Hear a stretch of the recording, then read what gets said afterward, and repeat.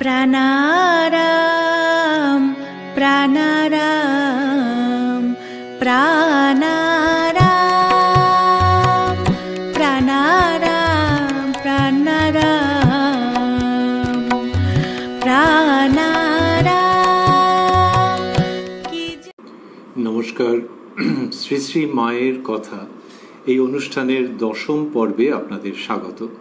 আপনারা এই অনুষ্ঠান দেখছেন কোষ্ঠীপাথর প্রাণারাম ইউটিউব চ্যানেলে, যেখানে প্রতি রবিবার সম্প্রচারিত হয় শ্রী শ্রী মায়ের কথা, আর সপ্তাহে 6 দিন সোম থেকে শনিবার প্রাণারাম বাংলা ইউটিউব চ্যানেলে সম্প্রচারিত হয় কথায় কথায় কথামৃত। সবগুলি অনুষ্ঠানই শুরুর সময় রাত্রি 9টা। শ্রী শ্রী মায়ের কথা এই অনুষ্ঠানে আজকে আমরা প্রবেশ করব নতুন একটি দিনে। এর আগে এই অনুষ্ঠানে আমরা শুনেছি ওই একই নামে, অর্থাৎ শ্রী শ্রী মায়ের কথা নামে মা শারদামণির যে বিখ্যাত স্মৃতিগ্রন্থটি আছে, সেখানে প্রথমে যার স্মৃতিকথা আছে সরজুবালা, তাঁর স্মৃতিচারণ, সেটি শুনেছি এবং আজকেও সেইখানেই আমরা সানন্দে অবস্থান করব। আগের দিনের অনুষ্ঠানে আমরা যতটা পর্যন্ত শুনেছিলাম, তার পরের অংশে শ্রী শ্রী মাকে তার পরবর্তী দর্শনের অমীয় প্রসঙ্গে আজকে আমরা প্রবেশ করব। শ্রীরামকৃষ্ণ ও মা শারদাকে প্রথমে স্মরণ করে নিয়ে ওং জননীং শারদাং দেবীং রামকৃষ্ণং জগদ্গুরুং পাদপদ্মে তয়ো শ্রিত্বা প্রণমামি মুহুর্মুহু। সরজুবালা লিখছেন তার স্মৃতিকথাতে, শেষ সপ্তাহ আশ্বিন 1319, অর্থাৎ ওই আশ্বিন 1319-এর শেষ সপ্তাহে যে তিনি শ্রী শ্রী মায়ের কাছে উপনীত হয়েছেন, সেই প্রসঙ্গটির কথা তিনি বিবৃত করেছেন। আশ্বিন 1319-এর শেষ সপ্তাহ বললে দাঁড়ায় অক্টোবর 1912-র কোনো একটি সময়। তাহলে 1912 খ্রিস্টাব্দের অক্টোবর মাসের কোনো একটি সময়ে আমরা রয়েছি। শ্রী শ্রী মা অবস্থান করছেন উদ্বোধনে তার নিজস্ব বাসগৃহে, আর লেখিকা অর্থাৎ যিনি স্মৃতিকথাটি লিখছেন সরজুবালা, তিনি গিয়ে মায়ের কাছে উপস্থিত হয়েছেন। সেই প্রসঙ্গ আমরা পাচ্ছি। আমরা তারই মধ্যে আনন্দের সঙ্গে প্রবেশ করব এক্ষুনি।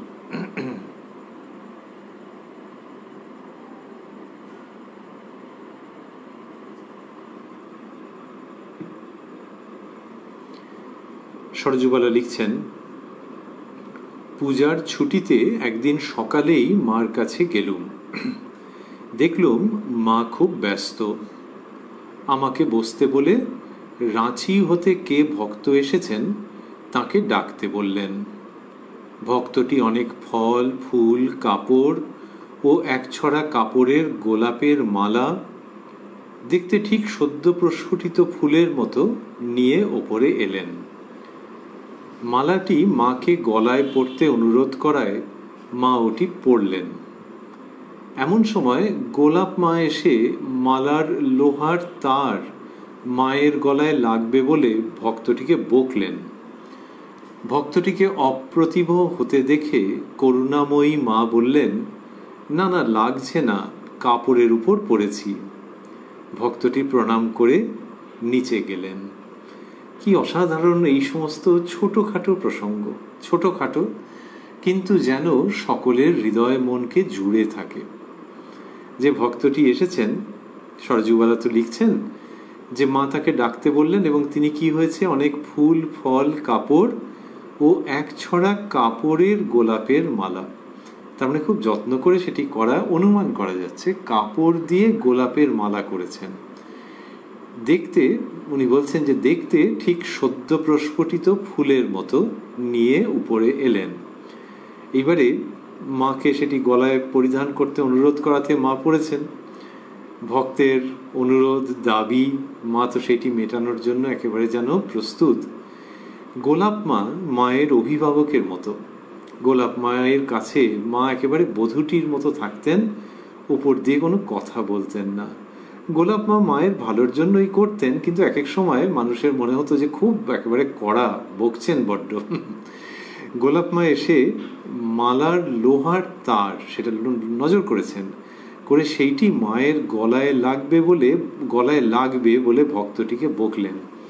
এবার যেই ভক্তকে বকেছেন তখন শ্রী শ্রী মা আর চুপ করে থাকছেন না। তিনি গোলাপ মাকে খুব বিনীতভাবে শান্তভাবে যেন নিরস্ত করছেন।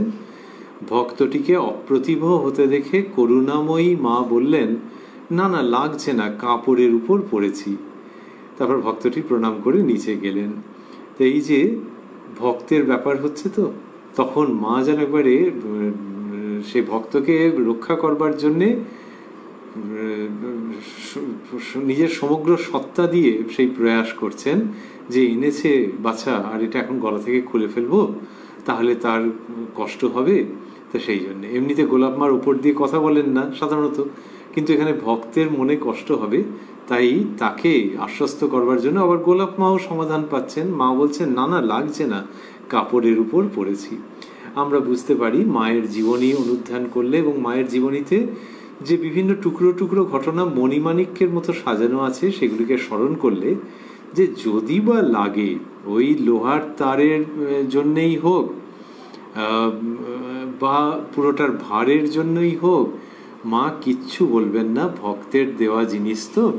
সেই ভক্তবৎসলা মা তিনি এইরকমভাবে বলছেন যে তিনি ভক্তের জন্য সব কিছু করতে প্রস্তুত। আমরা যদি স্মরণ করি, শ্রী শ্রী মা যখন দক্ষিণেশ্বরে শ্রীরামকৃষ্ণ নিজ দেহে অবস্থান করছেন, তখন ওই রান্না করছেন, যখন মা যে সময় থাকতেন, রান্না করে তিনি ঠাকুরের কাছে নিয়ে যান ঠাকুরের মধ্যাহ্ন সেবার জন্যে। তো একবার একজন ভক্ত রমণী, সে কে যে কি জানি, সে নিয়ে গেছে। ভক্ত বলেই ভাবা হচ্ছে যে ঠাকুর মায়ের কাছে দক্ষিণেশ্বরে গিয়ে উপস্থিত হয়েছে। ঠাকুর তাকে দেখে একেবারেই খুশি হননি। পরে মাকে বলেছেন যে তুমি ওর হাত দিয়ে কেন পাঠালে, তুমি পাঠাবে না এরকম। উনি এমনই অবস্থায় থাকতেন যে খুব শুদ্ধ চরিত্র ব্যক্তি না হলে তাকে নিতে পারতেন না কোনোভাবেই। তা সে যে খাবার নিয়ে আসবে সেখানে আপত্তি করেছেন। তো মা, ওই যে আমরা ভাবছিলাম যে গোলাপ মায়ের সব কথা শোনেন, কিন্তু কোথাও কোথাও ব্যতিক্রম আছে, সবই নয় ব্যতিক্রম।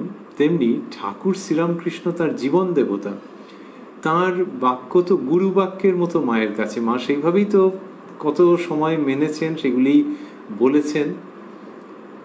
মা এসেছেন ঠাকুরের গৃহে একেবারে লজ্জাশীলা বধূটি হয়ে। বধূর বয়স কত তখন? 5 বছর। তা সেই অবস্থায় তো এসছেন। তাহলে ঠাকুরের কথা মানে তার কাছে পতি দেবতার কথা, পতিরও কথা এবং দেবতারও কথা। তা সত্ত্বেও যখন ঠাকুর ওরকম বলেছেন যে তুমি ওর হাত দিয়ে পাঠালে কেন, এরকম পাঠাবে না, তখন তিনি বলছেন যে আমাকে মা বলে ডাকলে তো আমি না করতে পারবো নি। এই যে মা বলে ডাকলে তিনি অস্বীকার করতে পারবেন না, এটা ঠাকুরকে বলে দিলেন যে তার মানে ওই কিরকম একটা ভাব যে মা, আমাকে মা বলে ডেকেছে, আমি কি করে তাকে না বলি, আমি পারবো না এরকম। তাহলে লৌকিক সম্বন্ধে সাংসারিক দিক দিয়ে দেখতে গেলে সন্তান নেই, কিন্তু সন্তান নেই বললে খুবই সাধারণ শোনাচ্ছে, খুবই হালকা শোনাচ্ছে। তার সন্তান জগৎ জুড়ে, এবং সন্তান বললে লোকে এমনি বলে যে সন্তান বৎ, মানে সন্তানের মতো। এ তো তাকে ছাপিয়ে যাচ্ছে যেন, কারণ বলছেন যে মা বলে ডাকলে আমি না বলতে পারবো নি। 1, 2 হচ্ছে যে ঠাকুরের কষ্ট হবে জেনেও এটা বলছেন। কিসের কষ্ট? ওই যে তার সাত্ত্বিক শরীর, সাত্ত্বিক সত্তা এতটাই যে সহ্য হচ্ছে না, সেই জন্যই তো মাকে বললেন যে এরকম আর পাঠাবে না। তাহলে ওই পতি দেবতা, তার কষ্ট হলে হোক, কিন্তু ওই যে মেয়েটা, বউটা আমাকে এরকমভাবে ডেকেছে, যে বয়সেরই হয়ে থাকুক না কেন, মা বলে, তার মানে সে কি বলেছিল? সে হয়তো বলেছিল যে মা আমাকে দিন, আমি নিয়ে যাচ্ছি। তাহলে ঠাকুরের কষ্ট হবে, সেটা ঠাকুর নিজে তার শ্রীমুখে ব্যক্ত করছেন। তাও মা বলছেন যে মা বলে ডাকলে তিনি ওটা না করতে পারবেন না। এইটাতে শ্রীরামকৃষ্ণ কিছু বলেননি। শুধু বলেননি তাই নয়, আমাদের মনে হয় যে তিনি খুব খুশি হয়েছেন, প্রসন্ন হয়েছেন, যে এই জন্যই তো তোমার ধরাধামে আসা, এই জন্যই তো তোমার জয়রামবাটি থেকে কামারপুকুরে আসা, এই জন্যই তো আমাদের পৃথিবীতে জীবন ধারণ। তা সেই তিনি ওই রকমভাবে বললেন যে তিনি খুশি হলেন, প্রসন্ন হচ্ছেন, আনন্দিত হচ্ছেন, ভেতরে ভেতরে বোঝাই যাচ্ছে। আমরা এই জায়গাটিতে দাঁড়িয়ে আছি যে সেই ভক্ত এসেছেন এবং গোলাপ মা একটু বেশ জোরের সঙ্গে অসম্মতি ব্যক্ত করা সত্ত্বেও মা ওইটা বলছেন, এই জায়গাটাতে দাঁড়িয়ে আছি। আর দাঁড়িয়ে দাঁড়িয়ে আমরা দেখবার চেষ্টা করছি মনে মনে দক্ষিণেশ্বরের ওই ঘটনা। আর তার কিছুকাল পরে, কয়েক বছর পরেই, যখন শ্রীরামকৃষ্ণের অত শরীর খারাপ এবং শরীর খারাপের জন্যেই সকলে পরামর্শ করে কি ঠিক করেছেন যে তাকে কাশীপুরে নিয়ে যাওয়া হবে, সেই কাশীপুরে দেহাবসানের আগে আগে শ্রীরামকৃষ্ণ বললেন মাকে যে কলকাতার লোকগুলো অন্ধকারে পোকার মতো কিলবিল করছে, তুমি তাদের দেখো। বলছেন সেই জননী শারদামণিকে, যিনি দক্ষিণেশ্বরে বলেছিলেন যে মা বলে ডাকলে আমি না করতে পারবো নি, সেই যে না করতে পারবেন না তিনি হ্যাঁ করবেন, এই হ্যাঁ করাটাকেই বিরাটভাবে উৎসাহিত করছেন, অনুপ্রাণিত করছেন এবং যেন প্রতিরূপে নির্দেশনা প্রদান করছেন যে কলকাতার লোকগুলোকে তুমি দেখো, ওরা অন্ধকারে পোকার মতো কিলবিল করছে। এই এদের যুগল লীলা। আর আমরা দেখছি যে মা ওই কাপড়ের ফুলের মালা যে করা হয়েছে সেটি কণ্ঠে ধারণ করে উপবিষ্ট রয়েছেন ভক্তের প্রীতির জন্য, আনন্দের জন্য। ভক্তটি প্রণাম করে নিচে গেলেন। পরে মা ও আমি জল খাবার খেতে বসলুম। জল খাবারের পর সরজুবালা বন্ধনীর মধ্যে লিখেছেন প্রসাদ। ওই যে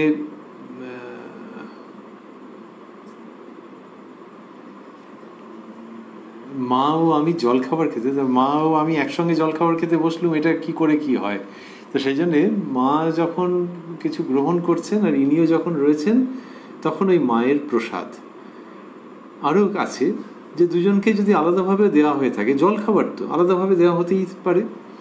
মনে হয় এই যে জলখাবারের পর প্রসাদ লিখছেন, তার মানেই হচ্ছে যে উনি আলাদাভাবে দেওয়া হলে ওরভাবে খাবেন না যতক্ষণ না মা একটু কিছু গ্রহণ করে প্রসাদ করে দিচ্ছেন। সেই জন্য বলছেন পরে মা ও আমি জলখাবার প্রসাদ খেতে বসলুম। আমি কিছু ফল ও খাবার নিয়ে গিয়েছিলাম মাকে দেবার জন্য। সেটি তার কাছে আনতেই মা বললেন ঠাকুরকে নিবেদন করে নিয়ে এসো। নিয়ে আসতে তা থেকে একটি আঙুর মুখে দিয়ে বললেন, আহা বেশ মিষ্টি তো। একখানি কাপড় কয়েকদিন পূর্বে দিয়েছিলাম, সেই কাপড়খানি পরেছিলেন। আমাকে দেখিয়ে বললেন, এই দেখো গো, তোমার কাপড় পরে পরে কালো করেছি। অবাক হয়ে ভাবলুম, এই অযোগ্য সন্তানের উপর তোমার এতই কৃপা ও স্নেহ। মা নিজের পাত হতে প্রসাদ তুলে তুলে আমাকে দিতে লাগলেন। এইরকম সব ঘটছে। তা বললেন যে ওই যে ফল আর খাবার নিয়ে গিয়েছিলেন, সেটি মা বললেন ঠাকুরকে নিবেদন করে নিয়ে এসো। ওই যে মা যখন বলেন যে ঠাকুরকে নিবেদন করে নিয়ে এসো, তাই এই সরজুবালা ইনি কি খুব মন্ত্র জানেন ঠাকুরকে ভোগ নিবেদনের? মনে তো হয় না। আর মা সেভাবে বলছেনই না। তাহলে কিভাবে বলছেন? ওই আর কি, যে ঠাকুরকে এমনিতে বলা হয় যে ঠাকুরকে দেখিয়ে ঠাকুরকে নিবেদন করে নিয়ে এসো, সেরকমভাবে বললেন। শুধু যখন মা উপস্থিত রয়েছেন, আমরা শুনছি অক্টোবর 1912 প্রসঙ্গ, মা যখন উপস্থিত রয়েছেন স্বয়ং সশরীরে এবং তিনি বলছেন ঠাকুরকে নিবেদন করে নিয়ে এসো, তখন বোঝাই যাচ্ছে যে সরজুবালা যে ভঙ্গিতে যে ভাবে নিবেদন করুন না কেন ঠাকুরের কাছে, মনে মনে প্রার্থনা করেছেন নিশ্চয়ই যে ঠাকুর যেন গ্রহণ করেন। সেইখানে মা যেন কোথায় একটা উপস্থিত রয়েছেন নেপথ্যে, তিনিও যেন ঠাকুরকে বলছেন যে বাছা আমার গেছে, তুমি একটু খাও। ওই এদের তো যে লীলা, সেটা তো বড় জীবন্ত। সে ঠাকুর মাকে বললেন, যখন মা বললেন যে সেই ঠাকুরের দেহাবসানের পর মা ভাবছেন যে কি করবেন, এই সমস্ত যখন ঠাকুর বললেন যে আমি কি চলে গেছি নাকি, যেমন এ ঘর আর ও ঘর, তো সেই রকম ভাবেই তো ঠাকুর রয়েছেন। আর এখানে তো ওই সত্যি সত্যি আক্ষরিক অর্থেই এ ঘর আর ও ঘর।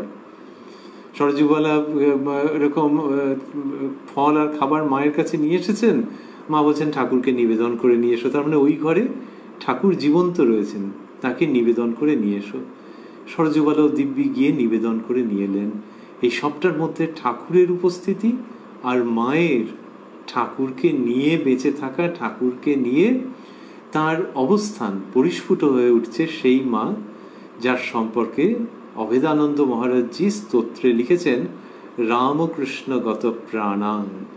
তিনি রামকৃষ্ণগত প্রাণ, সেটি যারা এইসব দৃশ্যের মধ্যে দিয়ে, এইসব ঘটনার মধ্যে দিয়ে দর্শন করেছেন, তাদের মনে হয় কি আনন্দই হয়েছে যখন মা বলছেন যে ঠাকুরকে নিবেদন করে নিয়ে এসো। তখন সরজুবালার ওই মন্ত্রতন্ত্র জানুন আর নাই জানুন, মনে হয় অনুমান করার সঙ্গত কারণ হয়তো আছে যে যখন ঠাকুরকে নিবেদন করছেন তখন মনে হচ্ছে যে ঠাকুর সেটি গ্রহণ করছেন, কারণ ওইখান থেকে মা যে বলেছেন তার ওই রকমই ইচ্ছে।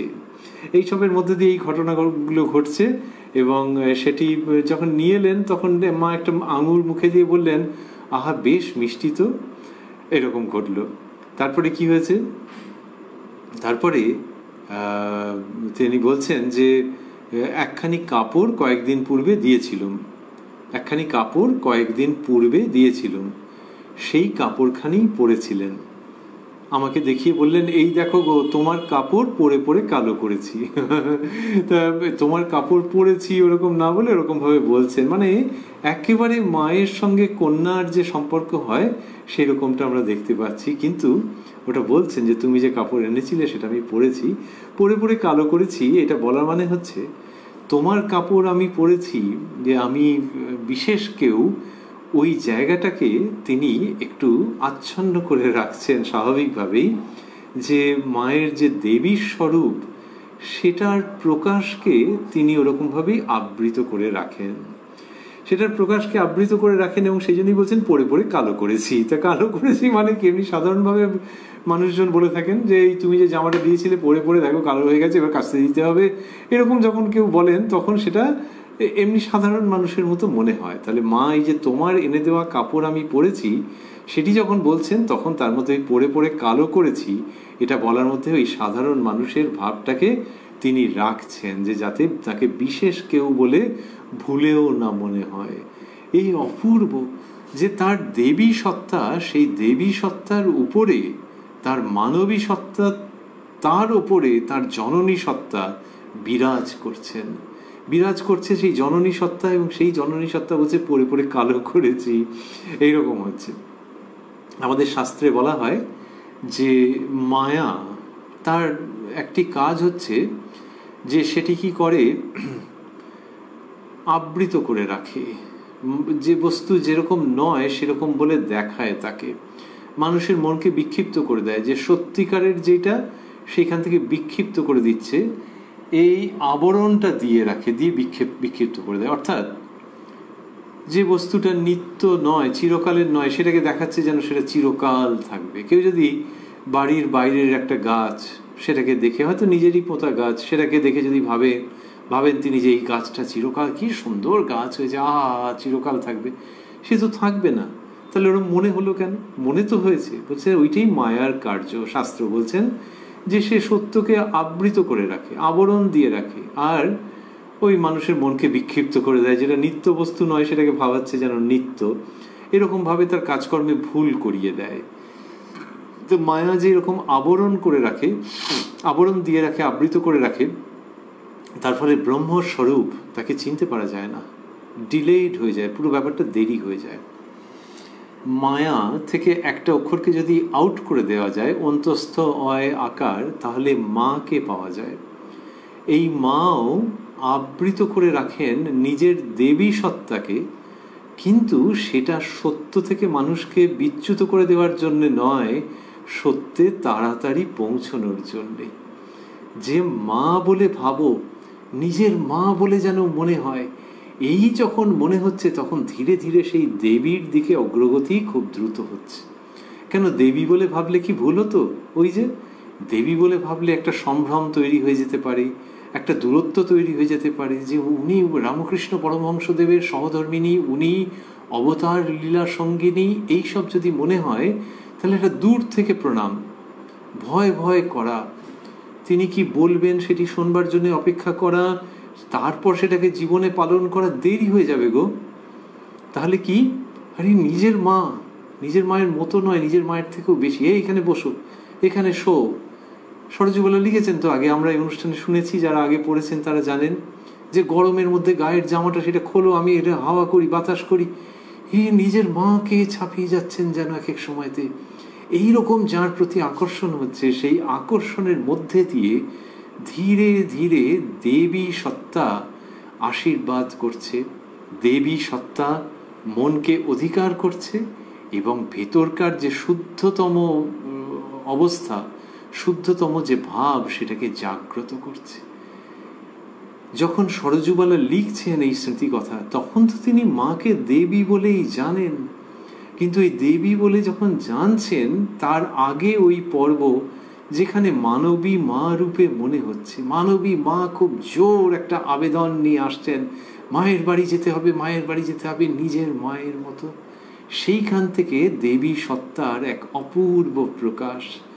ভগিনী নিবেদিতা যখন যাচ্ছেন শ্রী শ্রী মায়ের কাছে, তখন গিয়ে কিরকম এক এক সময় ঠিক ওই মায়ের মেয়ের মতো ব্যস্ত হচ্ছেন, যে যে আলোটা রয়েছে ঘরে রাত্রিরে, ওইটাতে মায়ের চোখের ওপর লেগে কষ্ট হবে বলে একটা কাগজের আড়াল দিচ্ছেন, কাগজটা কেমনভাবে রাখছেন যাতে আলোটা কম হয়ে মায়ের চোখে লাগে।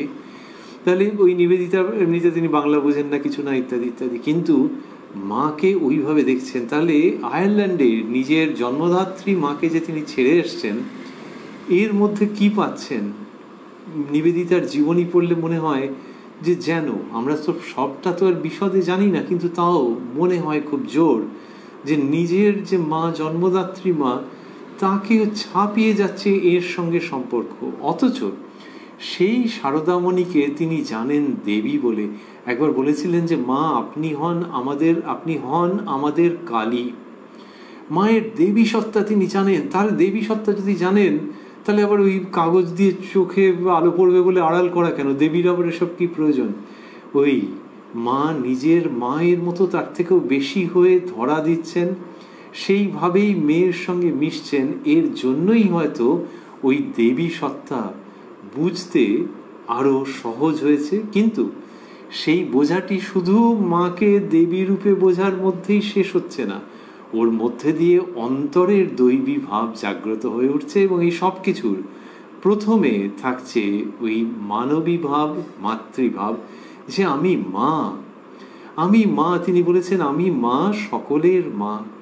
সেই তিনি বলছেন যে এই দেখো গো, তোমার কাপড় পরে পরে কালো করেছি। এর মধ্যে ওই দেবী ভাবের মধ্যে থেকে যেন বেরিয়ে এসে মানবী মা কথা বলছেন, যে আমাকে কাপড় দিয়েছ, আমি গ্রহণ করেছি, আর এই শোনো না, পরে পরে কালো করেছি। অপূর্ব মায়ের জীবনযাত্রা এবং তার শ্রীমুখের অনবদ্য উচ্চারণ। এই দেখো গো, তোমার কাপড় পরে পরে কালো করেছি। অবাক হয়ে ভাবলুম, সরজুবালা লিখছেন, অবাক হয়ে ভাবলুম এই অযোগ্য সন্তানের ওপর তোমার এতই কৃপা ও স্নেহ। এরকম বলছেন, এই অযোগ্য সন্তানের ওপর তোমার এতই কৃপা ও স্নেহ। এরকম যে বললেন, এটি কেন বললেন যে অযোগ্য সন্তানের উপর? তার মানে হচ্ছে যে মায়ের যে স্নেহ তিনি পাচ্ছেন, সেইখানে তার মনে হচ্ছে যে আমি এতটা স্নেহ পাওয়ার অধিকারী নাকি। এটা আলাদা করে বিনয় করে বলা নয় যে আমি কেই বা, এটা হচ্ছে গভীর অনুভূতির থেকে উঠে আসছে এই ধরনের কথা, যে এই অযোগ্য সন্তানের ওপর তোমার এতই কৃপা ও স্নেহ। তাহলে একজন গেছেন ভক্তিমতী মহিলা সরজুবালা, কিন্তু তিনি তো তার নিজের ভেতরটাকে জানেন, যেমন সাধারণভাবে মানুষের অবস্থা হয়। সেইখানে তিনি ভাবছেন যে ইনি আমার উপরে এত কৃপা করছেন এবং এত স্নেহ করছেন, এইটা কি করে হচ্ছে? এই অযোগ্য সন্তান, অযোগ্য বলছেন কেন? আবারও ভাবছি আমরা যে তার নিজের জীবন, সে জীবনের অতীত, সেখানটা তো ভাবছেন একজন সাধারণ মানুষ যেভাবে ভেবে থাকে যে আমার কত দোষ দুর্বলতা আছে, মনের মধ্যে কত আবিলতা, সীমাবদ্ধতা, আর ইনি আপাদমস্তক পবিত্রতার মূর্তি, সকলে এসে একে দর্শন করতে পারলে, প্রণাম করতে পারলে ধন্য হয়ে যায়। সেই তিনি আমার সঙ্গে এরকম আমার কাপড়টা পরে পরে কালো করেছেন, সেইটি আমাকে বলছেন। আমার নিজের জীবনকে আমি যা জানি, আমি তো পেরে উঠছি না কোনো পরিমাপে আসতে। অর্থাৎ অন্যভাবে বলতে গেলে আমার কিছু গুণ আছে, আমি নিজেকে অযথা ভাবছি না যে আমার কোনো গুণ নাই, অসত্য ভাবে ভাবছি না, সত্যি সত্যি আমার কিছু গুণ আছে। কিন্তু সীমাবদ্ধতা সেটা যে পরিমাণে আছে, তাতে এর কৃপা, এর স্নেহ এতটা পরিমাণে পাওয়ার যোগ্য নাকি আমি?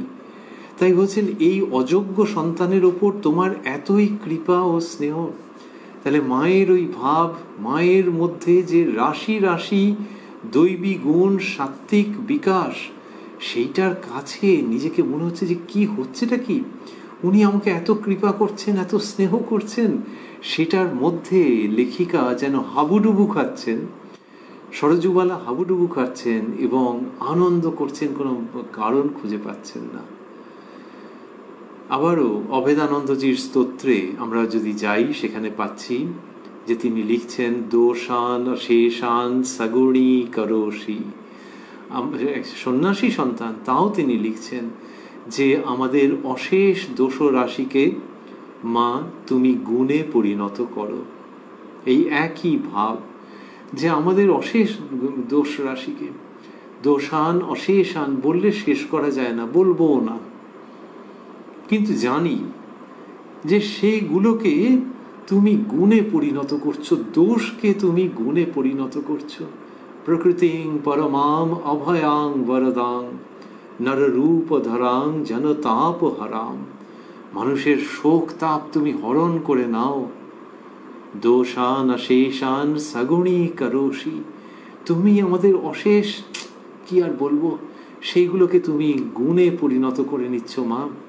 তাহলে দোষকে গুণে কখন পরিণত করা যায়? যখন মানুষ সেই দোষ থেকে উত্তীর্ণ হয়ে যাচ্ছে, দোষ করবার যে প্রবৃত্তি, যে সংস্কার, সেইখান থেকে যখন উত্তীর্ণ হয়ে যাচ্ছে, তার মানে সেই দোষের বিরুদ্ধে, সেই সংস্কারের বিরুদ্ধে জয়লাভ করবার শক্তি এসে যাচ্ছে। এই শক্তি তো গুণ, দোষকেই তুমি মা গুণে রূপান্তরিত করেছো, তোমার মহিমা আর কি বলবো, এই ভাব তার। আর লেখিকা যে বলছেন সরজুবালা যে এই অযোগ্য সন্তানের উপর তোমার এতই কৃপা ও স্নেহ, তার মানে সেখানে ওই দোষান অশেষান সগুণী করোষি তিনি করছেন সেটি। আর কি হচ্ছে, যে এই যে বুঝতে পারা যাচ্ছে না, এই বুঝতে না পারা, এটির মধ্যে কি অপূর্ব ভাব রয়েছে, যে বুঝতে পারা যাচ্ছে না যে তিনি কেন এতটা কৃপা করছেন, এতটা স্নেহ করছেন। অহৈতুকী কৃপা বলা হয়েছে, যে অহৈতুকী কৃপা। অহৈতুকী কৃপা মানে যে কৃপা মানেই অহৈতুকী হয়, কৃপার কোনো নিয়ম পাওয়া যাবে না। যে যখন বলা হচ্ছে যে তুমি কিছু করলে, যদি তুমি সাধন করো তাহলে তার কৃপা তুমি লাভ করবে, এখন এইরকম যদি হয় যে তুমি কাজটা করলেই তুমি পাবে, তাহলে আর কৃপা শব্দটিকে তার দিয়ে পুরোপুরি ধরা যাবে না, কতকটা কতকটা ধরা যাবে। ওটা অনেক সময় বলা হয় কি জন্যে, যে তুমি কৃপার উপরে ভরসা করে বসে থেকো না, তোমাকে নিজেকে করতে হবে, কিছু করনি আর ওরকম ভাবে গাছ থেকে ফলটা পড়ে একদম মুখের মধ্যে চলে আসবে, ওরকম কখনো হয় নাকি? ছেলে মানুষই করো না, নিজের যেটা সাধন করবার, সংগ্রাম করবার, প্রয়াস করবার, সেটা করতে হবে, ওই জন্য বলা হয়। কিন্তু শেষ পর্যন্ত যে কৃপা, সে ব্যাখ্যা করা যায় না। কেন না, কেউ কিছু করেছেন মানেই তিনি পাবেন কি না, এ কে বলতে পারবে? যাকে চাইছেন তার কৃপা হলে, সেই অন্তিম হ্যাঁটা, সেই হ্যাঁটা না এলে হবে না। সেই হ্যাঁয়ের নামই হচ্ছে কৃপা, যেটি সমস্ত নিয়মের বহির্ভূত। নিয়মের মধ্যে হলে মজাটাই নষ্ট হয়ে যাবে। যদি কল খুললে জল পাওয়া যাবে, ধরা যাক যে জলের ভালো স্টক রয়েছে, এই অবস্থায় কল খুললে জল পাওয়া যাবে। এইবারে কল খুলে জল পেয়ে কেউ যদি বলে এটা মিস্ত্রির কৃপা বা ইঞ্জিনিয়ারের কৃপা, এ তো মহা মুশকিল হয়ে যাবে। এ তো মানে সে করেইছে এই ব্যবস্থা করে, তাহলে এর মধ্যে আবার কৃপাকে ঢোকাচ্ছ কেন? তুমি নিজে কষ্ট করেছো, কলটাকে ঘুরিয়েছো, তাহলে জল পড়ছে, এর মধ্যে আবার কৃপা এলো কোত্থেকে? ধরেই নিচ্ছি যে আগে জল ছিল। তা এইটা ঈশ্বরের কৃপাটা সেই রকম নয় যে সাধন করলেই পাওয়া যাবে, এরকম নয়, আবার সাধন করতেও হবে। তাহলে কি, ও ব্যাখ্যা করা যাবে না, ওই জন্যই হচ্ছে অহৈতুকী। যদি ব্যাখ্যা নাই করা যায় তাহলে কি ব্যাপারটা এরকম অনিশ্চয়তাতে গিয়ে অনিশ্চয়তাতে পর্যবসিত হলো যে অনেক সাধন টাধন করলেও নাও পেতে পারো তার কৃপা, না হলে আর কৃপা সম্বন্ধে তো বিশেষ কিছু বলতে চাইছো না, তাও নয়। যে সাধন করে তারই অভিজ্ঞতা যে আমি যতটা সাধন করেছি তার সঙ্গে একটা তো হিসেব আছে যে কতটা আমার প্রাপ্তি হবে, সেরকম একটা এগোচ্ছিলাম এবং প্রাপ্তিও হচ্ছিল। তারপরে দেখলাম একেবারে আনন্দ সাগরে ভেসে গেছি। তার মানে এইটাই হচ্ছে সেই কৃপা যার কথা মহাজনেরা বলে গেছেন। ওটা যখন আসছে তখন দেখছি যে একেবারে ভেসে গেছি আনন্দের সাগরে। তার মানে হলো যে ওটা আছে। সুতরাং নিরাশ করবার জন্য বলা নয় যে কৃপা হলে তবে পাবে, শুধু প্রসঙ্গটা সম্পূর্ণ করবার জন্য বলা যে হিসেব করে কল ঘোরানোর মতো করে সাধন করলেই হয়ে যাবে তা নয়। ওর মধ্যে একটা সুইট অ্যাপ্রুভালের জায়গা আছে, সেটা নিয়ে আগে ভেবো না, আগে সাধন করে যাও। কিন্তু ওই যে কৃপাটা কি কারণে হলো বোঝা গেল না, কিন্তু যখন হচ্ছে তখন কি আনন্দ, যখন সেটা লাভ হচ্ছে, এই শ্রী শ্রী মায়ের কাছে এসে পুনরায় সেটি দেখতে পাওয়া যাচ্ছে। ভারতবর্ষের ধর্মের জগতে, সাধনার জগতে, আধ্যাত্মিকতার জগতে এটি যে বিবৃত হয়েছে শুধু তাই নয়, কত শত সহস্র সাধক সাধিকার জীবনের মধ্যে দিয়ে রূপায়িত হয়েছে তো বিভিন্ন ক্ষেত্রে।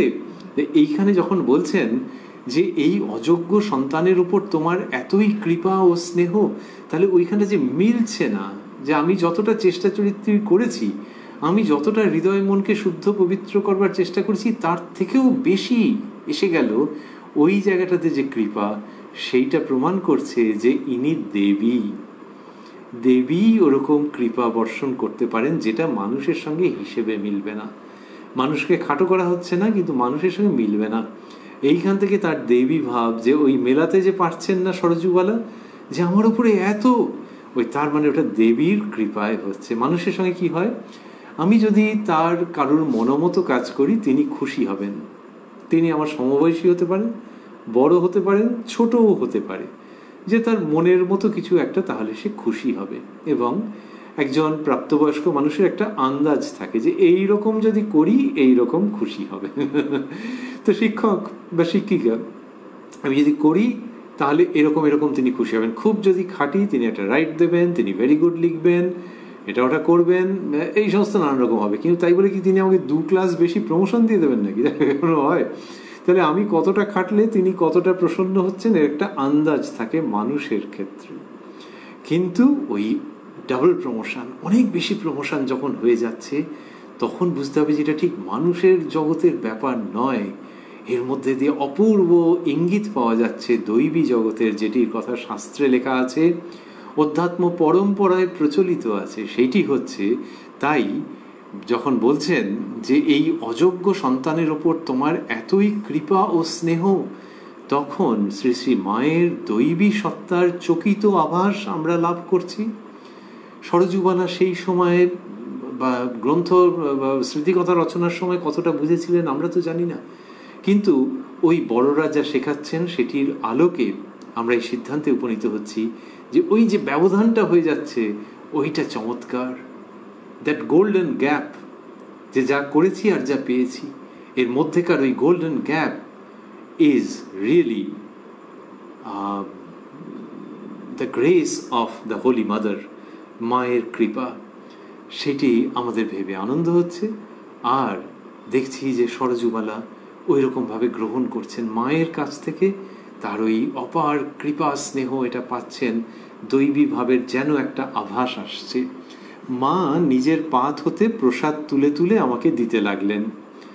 আমি হাত পেতে নিচ্ছি, এমন সময় হঠাৎ একবার তার হাতে আমার হাত ঠেকে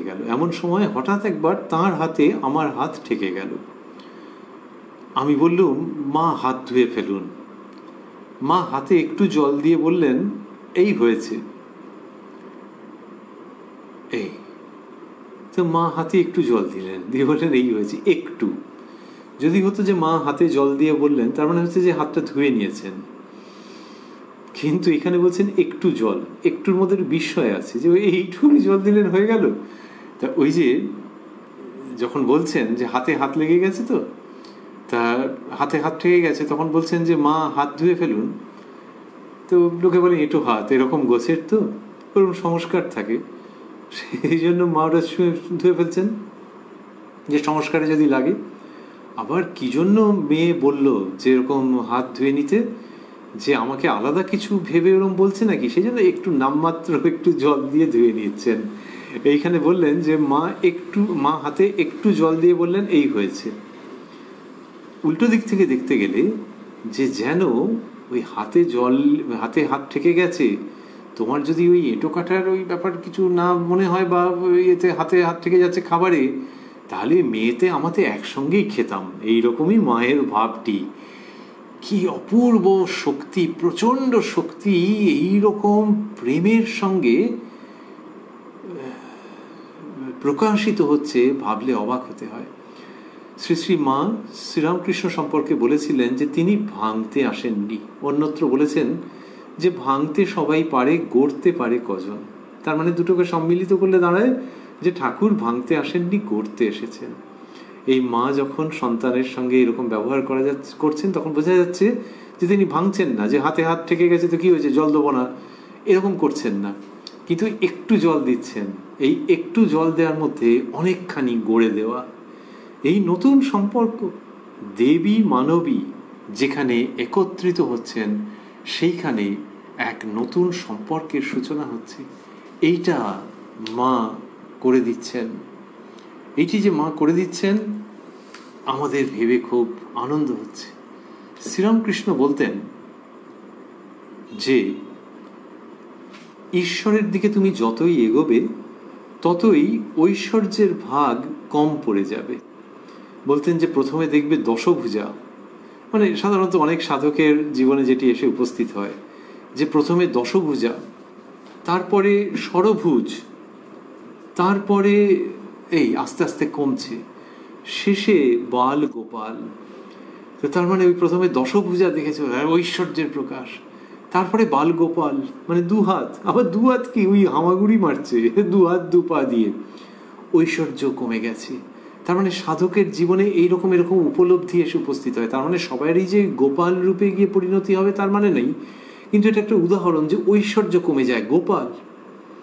তাহলে প্রথমে দশভুজা যিনি, তাকে তুমি সব নিবেদন করছো, তাকে সব নিবেদন করছো, তার কাছে হাত জোর করে দাঁড়িয়ে আছো শ্রদ্ধায় এবং কতকটা ভয়, যে তিনি দশভুজা, দশপ্রহরণ ধারিণী।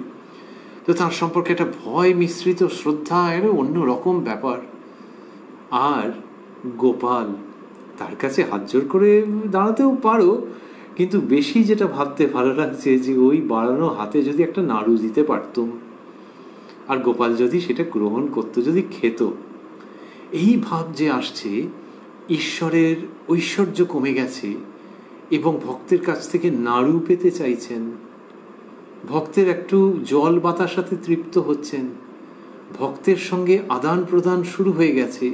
শ্রীরামকৃষ্ণ দেখাচ্ছেন যে ঈশ্বরের উপদেশ দিচ্ছেন তার বাণীর মধ্যে, কথামৃতের মধ্যে, যে ঈশ্বরের যত কাছে এগোবে তত দেখবে তার ঐশ্বর্য কমে গেছে, এবং এই ভাবটা ঐশ্বর্য কমে যাবে, তিনি তত আপনার বলে বোধ হবেন। এইটি যে শ্রীরামকৃষ্ণ দেখাচ্ছেন মায়ের ক্ষেত্রে, ওইটা দেখতে পাওয়া যাচ্ছে যে মা একেবারে নিজের জনটি হয়ে ব্যবহার করছেন, তার মানে দেবী মানবী রূপে। আমরা এরই মধ্যে আজকে ঘোরাফেরা করছি, পরিক্রমা করছি, মাতৃ পরিক্রমা। এই প্রসঙ্গটিকে অবলম্বন করে, মায়ের একটি মূর্তিকে অবলম্বন করে। মায়ের মূর্তি নানান রকম তো হয়, যখন কেউ সকালবেলা দেখছেন তখন হয়তো একরকম, দুপুরে, রাত্রে, বিভিন্ন সময় তো বিভিন্ন রকম মনে হতেই পারে। তো পরিক্রমা করছেন, সকালবেলায় করছেন, কি বিকেলে, কি সন্ধে আরতির আগে পরিক্রমা করছেন। আমরা ওই যেটি দেখছি সেটি হচ্ছে দেবী মানবী যে মূর্তি, সেই মূর্তিকে পরিক্রমার প্রয়াসে রয়েছি, সাধনার মধ্যে রয়েছি। এই সাধন মায়ের কৃপায় সেখানে দেখছি যে দেবী মানবী রূপে প্রকাশিত হচ্ছেন, এবং এই ঐশ্বর্যবিহীন লীলা যারা দর্শন করছেন তারা দেবীর খুব কাছাকাছি পৌঁছে গেছেন, যে নিজের মা ভেবে কি আনন্দ হচ্ছে। আর এই দেখো হাতে হাত ঠেকে গেল, একটুখানি জল দিয়ে বলছে না হয়ে গেছে, এই হয়েছে। এই মাকে খুব ভালো লাগছে। এই প্রসঙ্গের মধ্যে পরে আছে যে মা সেই শুতে বলবেন ইত্যাদি ইত্যাদি, সেগুলি কীরকম একটা নৈকট্য অদ্ভুত। রাধুদিকে ডাকছেন, বলছেন এই তুইও শো, দিদির পাশে শো, এই সমস্ত যে করছেন, ওই ঐশ্বর্য ত্যাগ করে, ঐশ্বর্য সংবরণ করে এইরমভাবে কাছে আসছেন। বাল ও গোপালকে যখন কেউ নিবেদন করছেন নাড়ু, তখন নিশ্চয়ই ঐশ্বর্যবিহীন লীলা খুব কাছাকাছি, কিন্তু তিনি নাড়ু সত্যি গোপাল খাবে তো মনে মনে ভাবতে হবে যে হ্যাঁ গোপাল খাচ্ছে, আর ভাবেনও তাই। কতজন ভাবেন, চোখের জলে ভেসে যান। আর মায়ের ক্ষেত্রে আরও বেশি, একেবারে জীবন্ত তো। তিনি ওই রকম করছেন যে তোমার কাপড় পরে পরে কালো করেছি, হাতে হাত ঠেকে গেছে, তাতে কি হয়েছে, এই সব যখন বলছেন, তখন ঐশ্বর্যবিহীন লীলা, এবং ইনি ওই যা প্রদত্ত হয় সেটা গ্রহণ করেন, কখনো পরিধান করেন, কখনো আস্বাদন করেন, আনন্দিত হন, সেটা ব্যক্ত করেন। দেবী ব্যক্ত করেন তার আনন্দ। বলা হয় যে তুমি যা নিবেদন করছো সেটি হচ্ছে ভোগ, এবং সেটি প্রসাদ হয় কখন, যাকে নিবেদন করছো তিনি যখন প্রসন্ন হয়ে গ্রহণ করেন তখনই সেটি প্রসাদ হয়। তো এইখানে দেখা যাচ্ছে যে মা প্রসন্ন হয়ে গ্রহণ করেছেন। ওই যে কাপড়টি কালো হয়ে গেছে পরে পরে, তার মানে প্রসন্ন হয়ে গ্রহণ করেছেন তিনি। ভক্তের আনা জিনিস প্রসন্ন হয়ে, সামান্য ভক্ত কুল করতে পারছে না যে এত কেন তিনি স্নেহ করছেন, কৃপা করছেন, তো তিনি প্রসন্ন হয়ে গ্রহণ করছেন, সেগুলির জন্য সেগুলি প্রসাদই হয়ে যাচ্ছে। এই ভাবনাটার মধ্যেই আমরা পরিক্রমা করতে করতে আজকের প্রসঙ্গ সমাপন করব, এবং মায়ের কৃপায় আবারও সামনের রবিবার মিলিত হব শ্রী শ্রী মায়ের কথা এই অনুষ্ঠানে, কোষ্ঠীপাথর প্রাণারাম ইউটিউব চ্যানেলে। আর স্মরণে রাখবো যে সপ্তাহে 6 দিন সোম থেকে শনিবার প্রাণারাম বাংলা ইউটিউব চ্যানেলে সম্প্রচারিত হয় কথায় কথায় কথামৃত। সবগুলি অনুষ্ঠানই শুরুর সময় রাত্রি 9টা।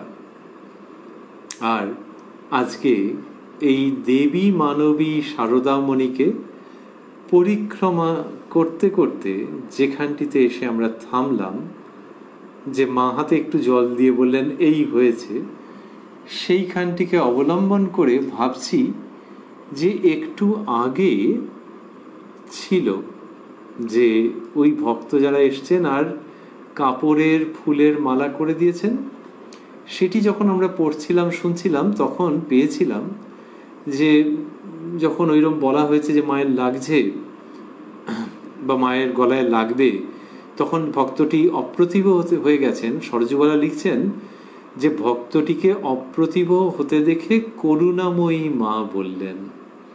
তো এই যে করুণাময়ী মা, তিনি কি বলেছিলেন যে না না লাগছে না, কাপড়ের উপর পড়েছি।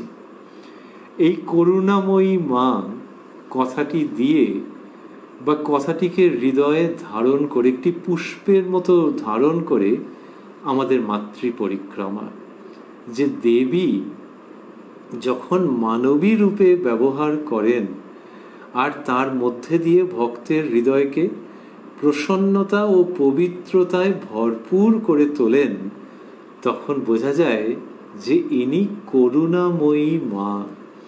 সেই করুণাতেই তার এই পৃথিবীতে অবতরণ। আর এটা যাতে লোকে বুঝতে ভুল না করে, সেই জন্য শ্রীরামকৃষ্ণের সেই অপূর্ব উক্তি তথা আচরণ। মা শারদা জিজ্ঞাসা করেছিলেন আমি তোমার কে, সবই জানেন, কিন্তু ভক্ত সন্তানদের কল্যাণের জন্য মনে হয় জিজ্ঞাসা করেছিলেন। ভাগ্যিস শ্রীরামকৃষ্ণ বললেন যে মা মন্দিরে আছেন, যিনি এই শরীরের জন্ম দিয়েছেন ও ইদানিং নবতে বাস করছেন, আর যিনি আমার পদসেবা করছেন, তিনজনকে অভেদ বলে দেখতে পাই, সাক্ষাৎ আনন্দময়ী রূপ বলে দেখতে পাই। তাহলে যে মা মন্দিরে আছেন আর যিনি পদসেবা করছেন শারদামণি, এই অভেদ্য আর জননী চন্দ্রমণি। তাহলে শ্রীরামকৃষ্ণের ঘোষণা তথা উক্তি তথা পরম মঙ্গল ও আশ্বাসের বাণী অনুসরণ করলে পাচ্ছি যে মা মন্দিরে তিনি শারদামণি রূপে প্রকাশিতা। তাহলে এই যে মন্দিরের মা শারদামণি এবং তিনি ভক্তদের সকলের মা, এটি হচ্ছে কিভাবে? করুণায়। করুণায় এই লীলা বিগ্রহ ধারণ। শ্রীরামকৃষ্ণের সম্পর্কে রচিত বিখ্যাত সঙ্গীতে আছে, অরূপ সায়রে লীলা লহরী উঠিল মৃদুল করুণা বায়। শ্রীরামকৃষ্ণের উপরে সঙ্গীত, কিন্তু আমাদের মনে হয় যে ওই ভাবটির মধ্যে আমরা স্বচ্ছন্দে এবং সঙ্গতভাবে ঠাকুর মা দুজনকে একসঙ্গে চিন্তা করে জীবন সার্থক করতে পারি। যে অরূপ সায়রে লীলা লহরী, অরূপের যে সমুদ্র তার মধ্যে দেখো লীলার ঢেউ উঠেছে। অরূপ সায়রে লীলা লহরী উঠিল মৃদুল করুণা বায়। খুব হালকা, ভারী প্রশান্ত, স্বচ্ছন্দ, মাইল্ড করুণা বায়, করুণার বাতাস, হালকা স্বচ্ছন্দ করুণার বাতাস। সেই করুণার বাতাসে অরূপ সায়রে লীলার ঢেউ উঠেছে গো। সেই যে লীলার ঢেউ, যেন দুটি ঢেউ, দেখতে ভারী চমৎকার। সেই দুটিরই নাম, সেই দুটি লীলা তরঙ্গের নাম, লীলা লহরীর নাম রামকৃষ্ণ সারদা, এবং সেটি করুণা বায়ে উৎপন্ন হচ্ছে, তা না হলে সচ্চিদানন্দ। তো সেইখানে ওই বিগ্রহ ধারণ করছেন। তাহলে সচ্চিদানন্দ এবং সচ্চিদানন্দময়ী আমরা শিব ও শক্তি রূপেও ভাবতে পারি। কিন্তু যেভাবেই হোক, ওই গানের পংক্তিটি বেশ সুন্দর, যে যদি শক্তিও ভাবি, শক্তি মন্দিরে রয়েছেন, তো রামকৃষ্ণের কাছে জাগ্রত হয়েছেন, ঠাকুরের কাছে তিনি জাগ্রত হয়েছেন, কিন্তু আপামর জনসাধারণের কাছে তারা তো শ্রীরামকৃষ্ণের মতো কি এরকম গিফটেড যে মায়ের নাকের নিচে তুলো ধরে দেখবেন তুলো থির করে কাঁপছে? তো সর্বসাধারণের জন্যে লীলার লহরী উঠছে সারদা রূপে রামকৃষ্ণের পার্শ্বে। এই রামকৃষ্ণের পার্শ্বে সারদামণি এই যুগল লীলা লহরী করুণা বায়ে উত্থিত হচ্ছে। আমরা সেই অপূর্ব যে দৈবী ঘটনা, দৈবী আবির্ভাব তার মধ্যে রয়েছি, যার মধ্যে এই মানবের ভাব এবং দেবীর মানবী রূপ গ্রহণ, জননীর ভাবে অন্তর পরিপূর্ণ করে দেওয়া, তার মধ্যে আমরা ছিলাম। এবং সেখানে সরজুবালা যে বললেন করুণাময়ী মা, সেটি আমাদের অন্তরে ধারণ করতে ইচ্ছে করছে, যে এই করুণাতেই মা, এই করুণাতেই ঠাকুর। সেই করুণার লহরী, সেই করুণার বাতাসে যে লহরী উঠছে সচ্চিদানন্দ সাগরে, শিব ও শক্তি জাগ্রত হয়ে উঠছেন করুণার বাতাসে এবং অদ্ভুত লহরী উঠছে। আমরা সেইটি মনে মনে দর্শন করতে করতে আজকের অনুষ্ঠান সমাপন করি পুনরায় ওই করুণা বাতাসে করুণা বায়ে উত্থিত ওই দৈবী দম্পতিকে মনে মনে স্মরণ করে ও প্রণাম নিবেদন করে এই বলে যে জননীং শারদাং দেবীং রামকৃষ্ণং জগদ্গুরুং পাদপদ্মে তয়োঃ শ্রিত্বা প্রণমামি মুহুর্মুহুঃ।